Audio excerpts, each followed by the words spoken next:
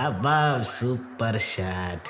ఈ ఎండలేంట్రా బాబు, బయటికి వెళ్దామన్న ఆలోచన వస్తేనే చమటలు పట్టేస్తున్నాయి. అందుకే కారు తీసుకుందాం అన్న. కారు ఉంటే ఎక్కడికైనా కేర్ ఫ్రీగా వెళ్ళొచ్చు, సీజన్తో కూడా సంబంధం ఉండదు. అరే అసలు ఈ సిచ్యువేషన్ అంతా కారణం ఆ శివగాడేరా. ఈడి వల్లగా మనకి ఎంటర్టైన్మెంట్ కూడా పనిష్మెంట్ అయింది. నేనేం చేశారా? చనరమై ముసే అంతే. మా వానాన్న మేమేదో చిన్న చిన్న బెట్టింగ్లు వేసుకుంటా ఉంటే నువ్వు మీ టీం మీద లేనిపోయిన హైప్ అంతా ఇచ్చి మాకు హోప్ పెంచావు. ఇప్పుడేమో సోప్ కూడా కొనుక్కోవడానికి డబ్బులు లేకుండా పోయింది. సరే బెట్టింగ్ వేయడం తప్పే, ఆ తప్పు కూడా కరెక్ట్ చేసి ఛాన్స్ ఇవ్వలేదు నువ్వు. తప్పక తప్పు చేస్తున్నావు అని తెలుసు, ఆ తప్పు కూడా తప్పు చేయడం వల్ల మనకి తిప్పలు. టైమింగ్ కి సింక్ లేకుండా రైమింగ్ ఏంటి? కార్ అన్నావు, సమ్మర్ అన్నావు, సీజన్ అంటున్నారు. అసలు మధ్యలో మా ఆశ పెట్టి ఏం చేసిండ్రా? నీ టీం మీద నమ్మకంతో సెకండ్ హ్యాండ్ కార్ ఏదో అమ్మకానికి వస్తే ఆశపడ్డాం. నీ బొకడాలో ప్రెడిక్షన్స్ వల్లే కారు కోసం మా ప్రిపరేషన్స్ అన్ని దొబ్బాయి. ఇప్పుడు ఆ కారు పెట్రోల్ కొట్టించడానికి చెప్తే కొనడానికి డబ్బులు లేవు. మీ టీం మాకేసిన దెబ్బలు తప్పితే. ఒరే అసలు మీరు కారు కొనకపోవడానికి ఆర్సీబీ ఓడిపోవడానికి ఏమన్నా సంబంధం ఉందారా? బొక్క చిన్న బతుకు ప్రతిదానికి మమ్మల్ని అంటారు. మా వాళ్ళు వీడియోలు చాలా కష్టపడి తీస్తూ ఉంటారు. మీరు కూడా మా వాళ్ళని ఎంకరేజ్ చేస్తారని కోరుకుంటా ఉండా. అలాగే తప్పకుండా ఈ ఛానల్ సబ్స్క్రైబ్ చేసుకుంటారని కోరుకుంటున్నా. Thank you.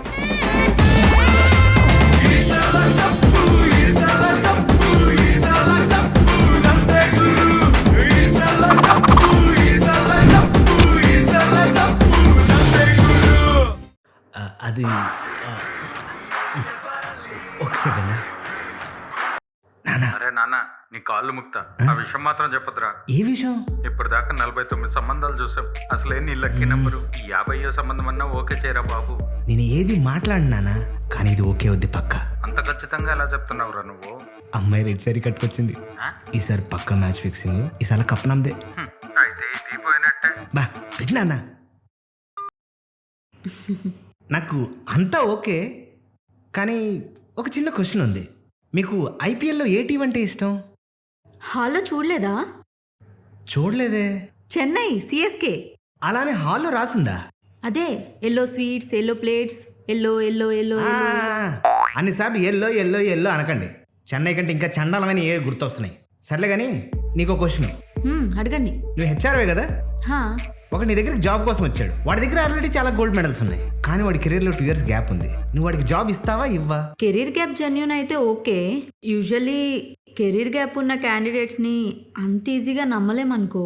సెలెక్ట్ చేస్తావా రిజెక్ట్ చేస్తావా? వేడంటే ఎలా ఆడుతున్నాడు. రిజెక్టే చేస్తా కదా. ఆ.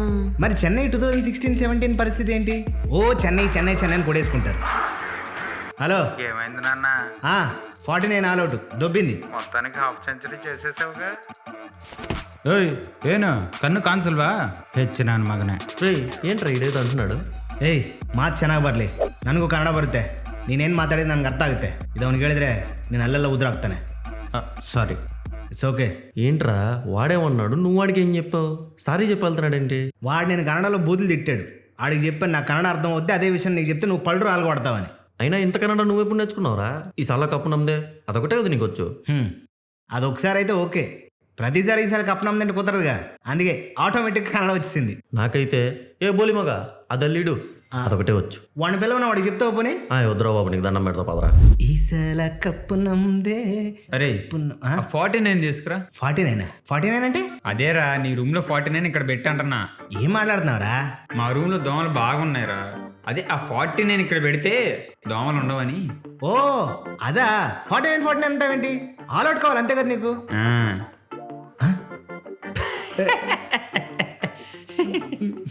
ప్రతి ఒక్కరు ఆర్సీబీ మీద పడి ఏడుస్తున్నాడు. ఈసల కప్పు నమ్మదే. కొట్టి చూపించాలి ఆ తోలకి. ఏంట్రా బాబు ఈ ఎండ? సూర్యరావు బ్యాటింగ్ మామూలుగా ఆడట్లేదుగా. అందుకే కదా మీ మీద 287 కొట్టింది. మీ హైయెస్ట్ స్కోర్కి గట్టిగా మేకప్ వేసి మరి ప్యాకప్ చెప్పారు. ఏం మాట్లాడుతున్నావురా? మరి సూర్యారావు అంటే ఎవరు? SRH Sunrisers. మేము రైజింగ్ లో ఉన్నప్పుడు ఆ హీట్ మినిమం ఉంటుంది. ఒరే బాబు, నేను జనరల్ గా బయట ఎండ ఎక్కువ ఉందని చెప్పాను రా బాబు. అందులో కూడా ఎంత ఉందా? ప్రతి దానికి ఒక్కసారి టీం ఓడిపోయిందా ఈ డిప్రెషన్లోకి వెళ్ళిపోతాడు. ఆ దరిద్రం దీనికంటే వరస్ట్గా ఉంటుంది. పెళ్లి చూపులు రిజెక్ట్ చేసినంత ఈజీ కాదు ఈరోజు మ్యాచ్ని రిజెక్ట్ చేయడం. చాలా కష్టంగా ఉంది. ఆర్సీబీ అంటే ఏసీబీ లాగా మేము రైడ్ చేస్తే ఏ టీం అయినా సైడ్ ఇవ్వాల్సిందే. ప్రతిసారి కప్ నమ్మదే. ఏం ఆర్డర్ పెట్టావురా? అంటే ఐపీఎల్ వచ్చింది కదా, అందుకని కచ్చి ప్లాన్ ఆర్డర్ పెట్టుకున్నావా? పెట్టుకోరా బాబు, లాస్ట్ టైం నువ్వు ఏడ్చినడుపు దుప్పట్లు కూడా సరిపోలేదు. ఈడేంట్రా ఎంత స్పీడ్ వెళ్తున్నాడు, చచ్చిపోతాడేమో. చచ్చిపోతాడేంది?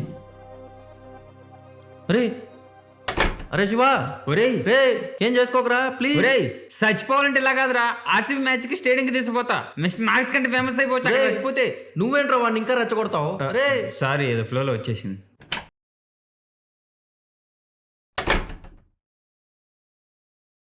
రేయ్ ఎలా ఉంది కొత్త జెర్సీ? వారిని దీని కారణం ఎంత బిల్డప్ ఇచ్చింది?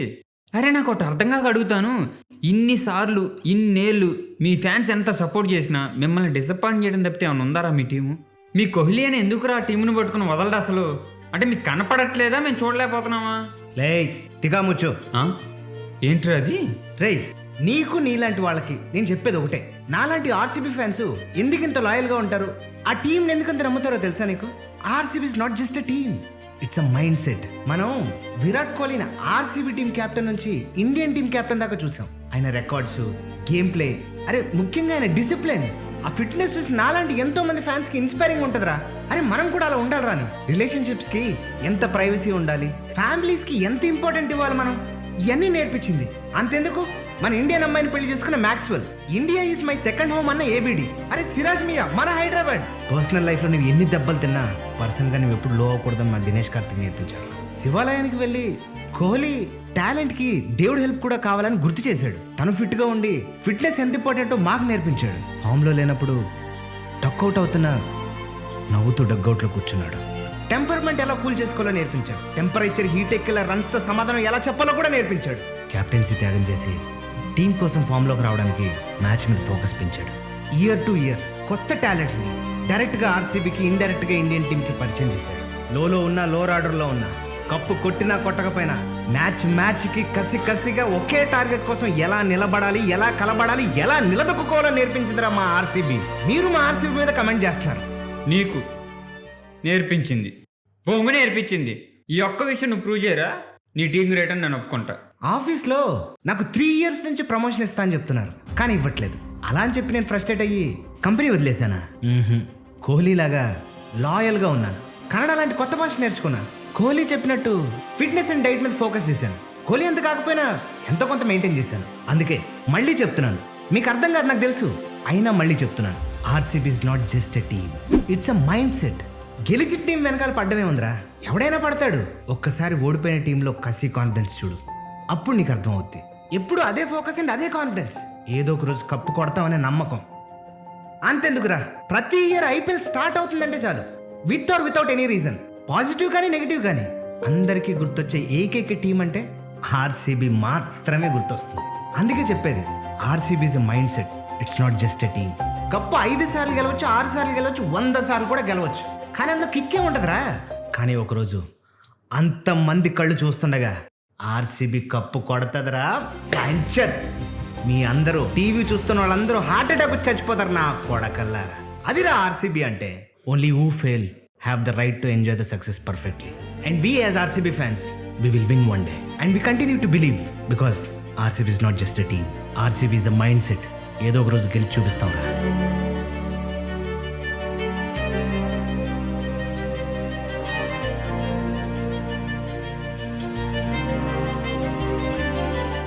ఏయ్ మా వాళ్ళని కొట్టి నువ్వేంటగా, ఎవడురా నువ్వు?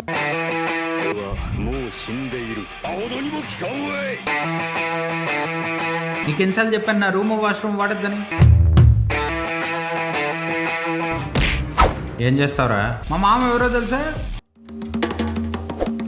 ఏం చేస్తా, భయపడలేదు. ఏమనుకుంటున్నావు, నన్నే గుద్ది ఊరు దాటి వెళ్ళిపోదాం అనుకుంటున్నావురా నువ్వు?